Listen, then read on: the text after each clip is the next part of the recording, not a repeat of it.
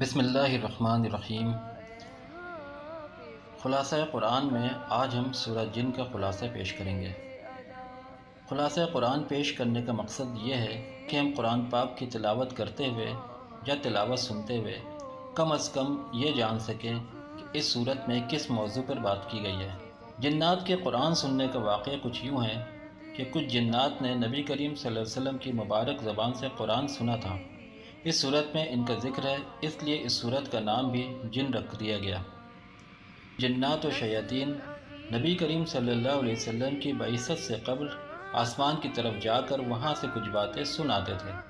جب آپ صلی اللہ علیہ وسلم کی بعثت ہو گئی تو جنات کو اوپر جاتے وقت اوپر سے شہاب ثاقب پڑھتے۔ انہوں نے اپنی کچھ جماعتیں تشکیل دیں تاکہ معلوم کر سکے کہ ایسا کیوں ہو رہا ہے۔ نبی کریم صلی اللہ علیہ وسلم طائف سے واپس آتے ہوئے مقام نخلہ پر فجر کی نماز میں تلاوت فرما رہے تھے تو جنوں کی ایک جماعت وہاں سے گزری۔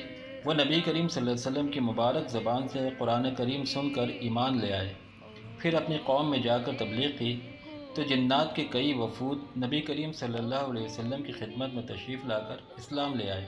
نبی کریم صلی اللہ علیہ وسلم نہ صرف انسانوں کے بلکہ جنات اور تمام مخلوق کے بھی نبی تھے۔ اس کے علاوہ اس صورت میں علم غیب کا ذکر ہے۔ علم غیب اللہ تعالیٰ کی ایک خاص صفت ہے جس میں کوئی شریک نہیں، البتہ اللہ تعالیٰ اپنے پیغمبروں میں سے جسے غیب کی خبروں کے لیے پسند کرتا ہے تو اسے بھی غیب کی خبروں سے مطلع کر دیتا ہے۔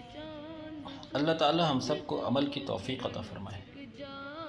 دوستو، اگر آپ کو ویڈیو اچھی لگی ہے تو ویڈیو کو لائک کریں، چینل کو سبسکرائب کریں اور بیل آئیکن پہ کلک کریں۔